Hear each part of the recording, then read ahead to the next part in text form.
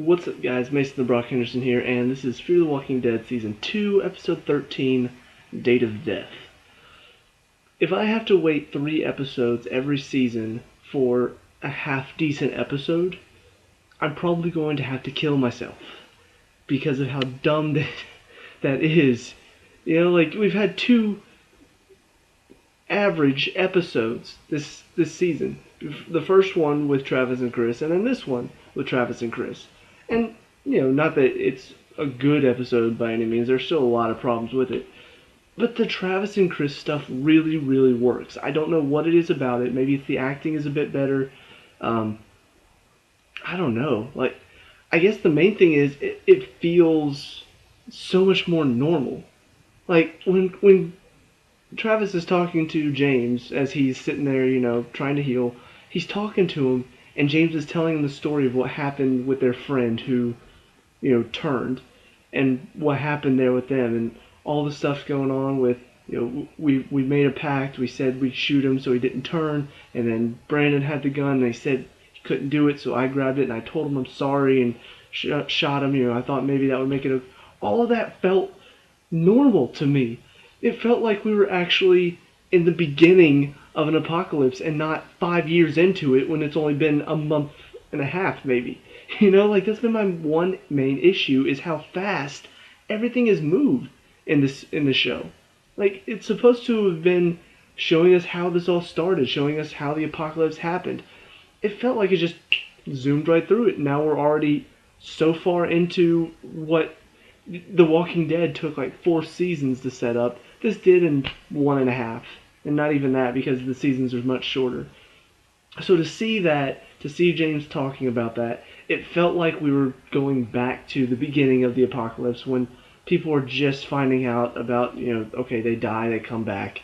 Having to discover what it's like to have to shoot one of your loved ones in the head to make sure they don't come back is something, you know, to have somebody begging you to end it so they don't come back as one of the walkers, you know, like that's something that was season 1 of The Walking Dead. They had to deal with that for a lot of season 1, and it was emotional. It sucked. We've hardly had any of that in this show, and it's been a month into the apocalypse. Like, what is going on?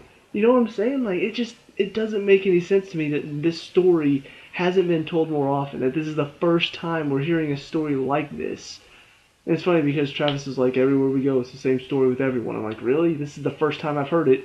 Where have you heard this before? You know, like, So yeah, all that stuff was good. I mean, the stuff with Travis and Chris, it's very emotional, you know. The guy, Cliff Curtis, playing Travis, good actor. You know, he brings a lot of emotion to the scenes, and a lot of it is unspoken emotion too. Like, you don't have to, you know, like at the end, the final scene between Maddie and Alicia, all of it was spoken. You know, like, as soon as she said what she said about Alicia's father, I knew instantly what she was trying to say. They spend the next 1.5 to 2 minutes, somewhere in there, for Maddie to have to explain it all. I'm like, see, if this were Travis, he would have said whatever it was to Chris, and that would have been it. It wouldn't have had to say anything else.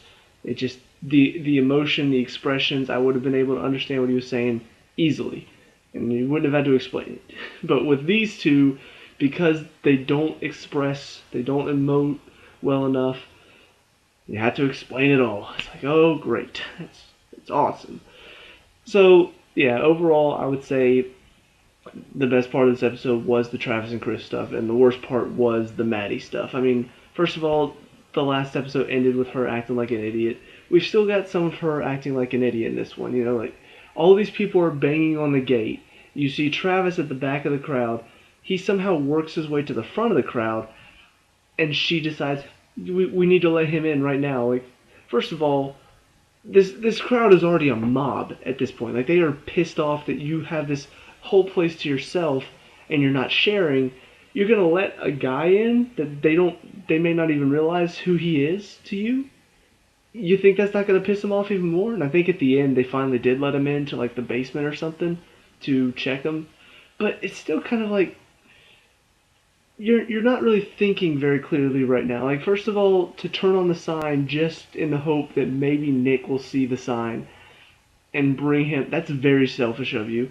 And then Travis shows up, which that whole thing, him seeing the sign, even though they're just like, oh, later on in the show he says, oh, it was lucky, and or maybe Maddie was like, I think Maddie was like, oh, how lucky of us, and he's like, maybe it wasn't luck. I'm like, what? Are you gonna say there's divine intervention? Like, is this show gonna bring God into the mix or something now? Like, what are you trying to say here? This is clearly not luck. This is clearly the writers trying to force a story along.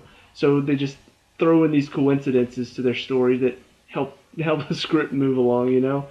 Um, but yeah, all of this stuff going on with Maddie, they're trying to build her up as like this leader, this woman who she can lead. She can really lead this group. She takes control. They're trying to build her up as this, and then constantly have her making dumb, selfish decisions that aren't becoming of a leader. You know, like what?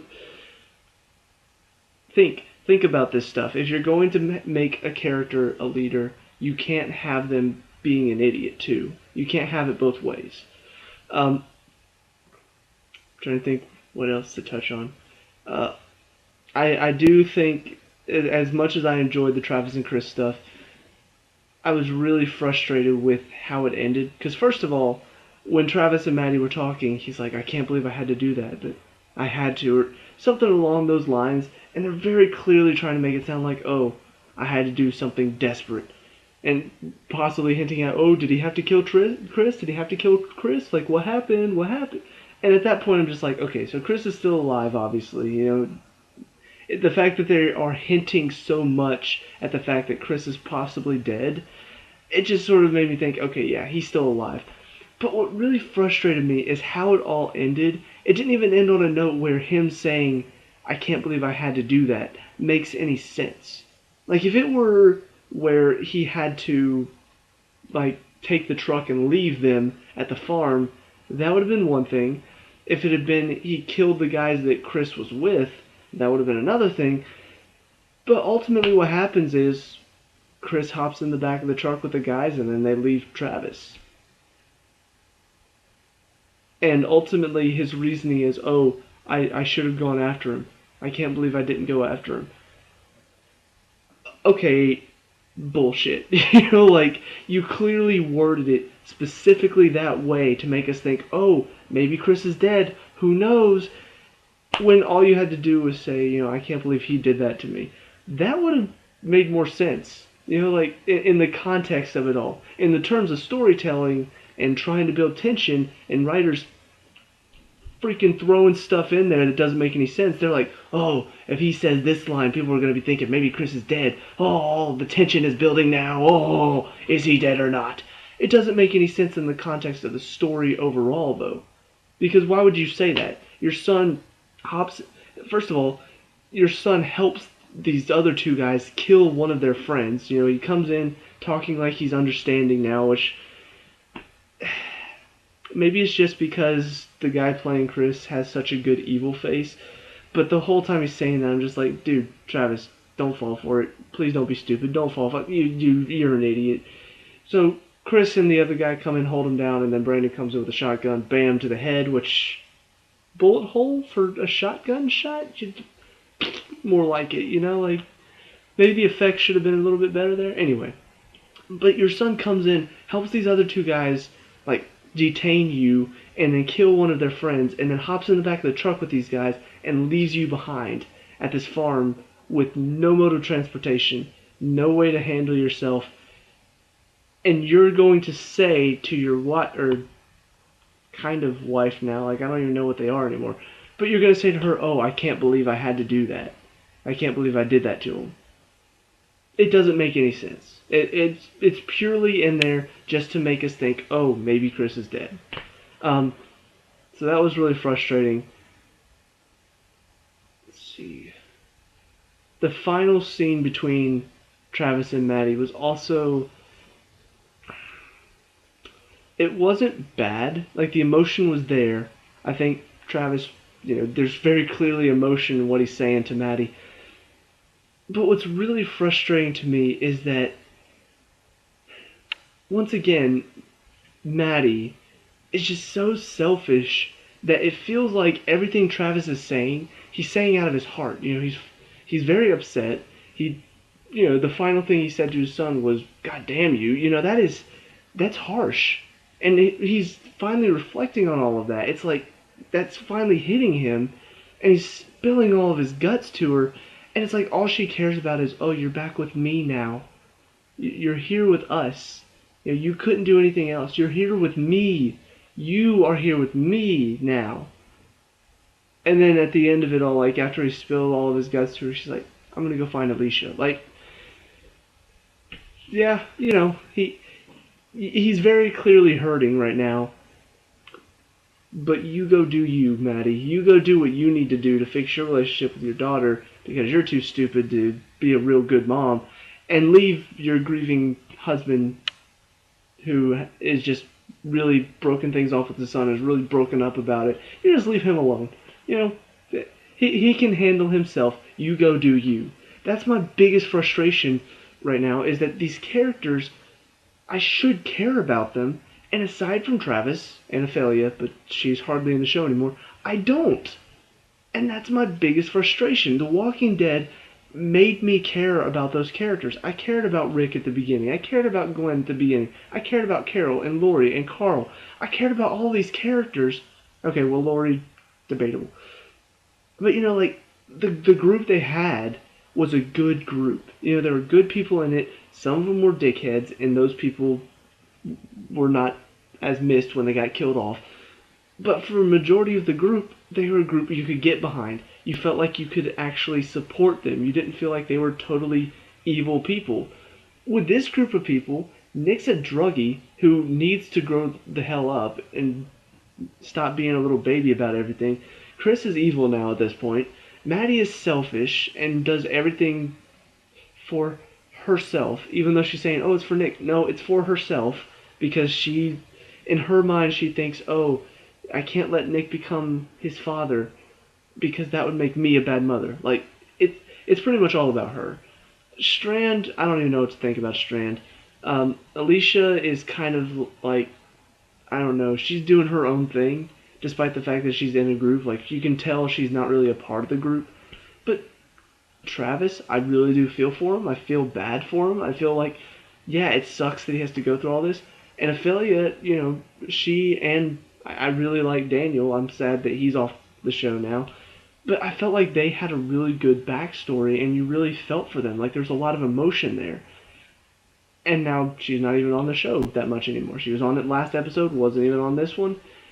And it just feels like if you want me to really get into the show, I have to care about these characters, or else I'm not going to care when they don't get killed off. Like, I want to see them survive, but I don't. I want to see them all die at this point. And I know none of them are going to, because this show doesn't have the balls to kill off any characters. Like, even at the end, whenever the two guys show up at the gate and Chris isn't with them, I'm like, okay, either he's just off screen or he's fine somewhere else. Like, I'm not really worried about Chris at this point. Even though I was 3 weeks ago, whenever what happened with the old man, like, I was really worried for him at that point. I was like, oh, he might actually die. And then this episode happened. I'm just like, he's not going to die. So all of this stuff, it feels like there's some good, and there's definitely a lot more good than there has been the past few weeks. Like, ever since that last Travis and Chris episode, I've been waiting for what happened next with Travis and Chris. And I finally got more of it. And it's funny because it's not necessarily the Travis and Chris stuff. It's the fact that the little group that they're in feels like the first humans that they've met this entire season. Everybody else has felt like they're 3 or 4 years into the apocalypse, like on the third or fourth season of The Walking Dead. This is the first time they felt human, and I wanted to see more of that. And even though they have a terrible name for the walkers, the Wasted, the rest of it is really good, and I don't mind seeing more of them. The sad fact is, unfortunately, they're probably going to get killed off next episode. So, long story short, this was a better episode than last week and the week before. But just like the last episode with Travis and Chris, that stuff was good. The rest of it was not. There's still so much stupid stuff in it. I can't get into it. The characters still aren't enjoyable. They aren't characters that you want to see survive. There's so many problems that they have not fixed yet, and it feels like every episode the problems are either not changing at all or they're possibly getting worse. I don't know what to say. I don't know why. Like it's kind of frustrating that they don't see that. Like you think a smart writer would say, okay, we need to make these characters likable, or else nobody's going to care about them. Nobody's going to get invested in our show. And that's true. I'm not invested in the show. The only part of the show I'm invested in is the Travis stuff. So I don't know. Maybe next week will be a bit better. It's a 2-hour season finale. I don't know if I could sit through it for 2 hours straight. That's going to be interesting. But yeah, I'm looking forward to seeing it end. Hopefully, some of the main characters die off. That would be great. I don't normally say that, but that would be awesome. It would show that this show has the guts to do that. Because right now I feel like all of them are going to be fine. The only one that's going to die that is going to have some emotion is Luciano. And the whole reason they set her up is so Nick could have somebody to cry over when she dies. But yeah, I mean, overall, just kind of another average episode, just like the last Travis and Chris one. I don't know what else to say. I guess I should talk about the final scene, the whole Alicia and Nick's father committing suicide. This would have made... First of all, when she said it wasn't an accident, I was actually... Because I'm so tired right now, I almost thought she was going to say that she killed him. Because he did... it was in self-defense or something like that. That's just mainly my tired brain, but wouldn't that have been so much more interesting? She's just talking to Alicia. It wasn't an accident. He came at me with a knife, and I killed him, and to make it look like it was a car accident, I drove his car and made it look like it was a car accident. That would have been so much more interesting! But no, he apparently wrote a note, put it in his dashboard, and then caused the car accident, which, suicide by car accident. My problems with this are, one, her reasoning doesn't make a whole lot of sense. I feel like the reason she kept it from them was not for Nick's sake, it was for her sake. The fact that he committed suicide makes her look bad. And I'm pretty sure that's what's going through her mind. Oh, if they find out that my husband committed suicide, that's going to make me look bad, so I can't tell them that. I'm just going to tell them it was a car accident. I'm pretty sure that's why, you can argue that yes, Nick was part of it. I think she's so selfish that that's the only thing running through her mind at that point is, I can't let them find out about that. The other problem I have with it is it's so out of nowhere. Because this entire episode was about Travis and Chris. So to throw that in at the very end, when the last Maddie and Alicia scene we had was at the end of last episode, it felt just out of nowhere. And really the only thing we had with their father was in the first episode of the second half of this season. The one with Nick when he had the flashbacks to being in rehab. And had the thoughts about, he found out about his father's death there. That's the only thing we saw about their father this season. And so to have this come out of nowhere, it felt kind of like forced emotion. And like I said, they had to explain what all of this meant for Maddie and Alicia for 2 minutes after she told her about the suicide. It's it was because of Nick. I didn't want to tell you, I didn't want him to become his father. Just I get all of that. As soon as she said it was a suicide, I'm like, okay, so she's worried about Nick doing the same thing because he and his father were so alike. I got it in a split second, and they take 2 or 3 minutes. I can't remember how long it was now, to be honest. It felt like an hour, but maybe that's just me. Yeah, I just felt like it was unnecessary. It was just sort of thrown in there as forced emotion for the end of it. I think that's about it for this episode. I'm trying to think if there's anything else huge I need to talk about. The rest of it I've pretty much already touched on. I think that's it. Pretty sure that's it. So, those are my thoughts on this episode. Thoughts on next week from what I've seen in the previews. They already showed that Chris is still alive, I'm pretty sure, because Travis was banging on a window saying Chris, so either he's hallucinating seeing Chris, or Chris is actually with those two guys. I don't know what it means, but it looks like it's all going to, it feels like we're going to have two stories going on with the hotel and then the stuff at the Colonia. Um, I am not looking forward to it. Can't lie. So let me know what you think of this episode in the comment section below, and also what you think is going to happen next week. What are your predictions? What do you think is going to happen? Do you think it's going to be good or bad? Let me know, stuff like that. We can talk about it, discuss it. Leave a like and subscribe for future Fear the Walking Dead videos. One more. And then this season's over. Hallelujah. I'll see you guys in the next review. Peace out.